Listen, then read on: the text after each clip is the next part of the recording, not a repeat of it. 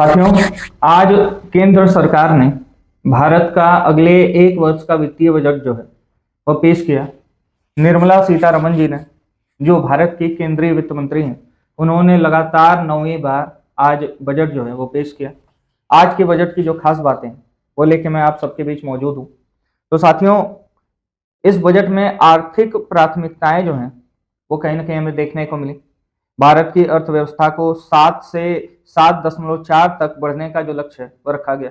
पिछले कई सालों से हम लगातार यह देख रहे थे कि भारत का जो विकास दर है उसमें उस पर लगातार प्रश्न चिन्ह उठ रहा था, लेकिन इस बार के वित्तीय बजट में कहीं ना कहीं भारत के आर्थिक विकास के लक्ष्य को बढ़ाने का लक्ष्य जो है वो रखा गया।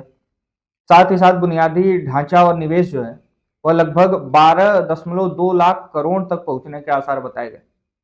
इस बजट में यह बताया गया कि बुनियादी ढांचा जो है वो 12.2 लाख करोड़ तक पहुंचने की उम्मीद है। 7 हाई स्पीड रेल मार्गों को भी रेलवे कनेक्टिविटी से जोड़ने की बात जो है वो इस वित्तीय बजट में की गई है। साथ ही साथ अगर हम टेक्नोलॉजी और मैन्युफैक्चरिंग की बात करें तो सेमीकंडक्टर मिशन को इस वित्तीय बजट के अंदर महत्वपूर्ण रखा गया और 40,000 करोड़ रुपए की योजना इंडियन सेमीकंडक्टर मिशन के लिए रखी गई है।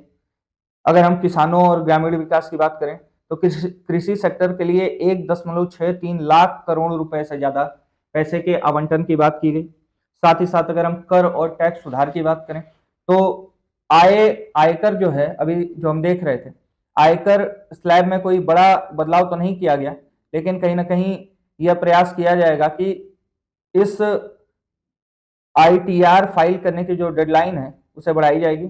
साथ ही साथ कहीं ना कहीं इसका जो असर है वो हमें शेयर बाजारों पर भी देखने को मिलेगा।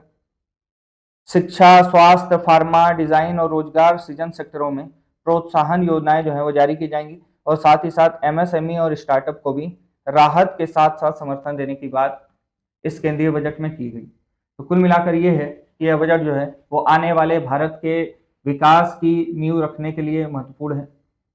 केंद्रीय वित्त मंत्री निर्मला सीतारमण जी ने और साथ ही साथ जो हमारे वित्त विभाग के तमाम अधिकारी हैं, उन्होंने ऐसा बजट बनाने का प्रयास किया है जिससे भारत विकास के रास्ते पर आगे बढ़ पाए। अब देखना रोचक होगा कि यह जो बजट आया है वो भारत के लिए क्या करेगा, लेकिन जो भी होगा वो कहीं ना कहीं भारत के हित में होगा और भारतवासियों के हित में होगा। मैं हूं शिवम राय और आप देख रहे थे जनईटी टुडे। बहुत बहुत धन्यवाद।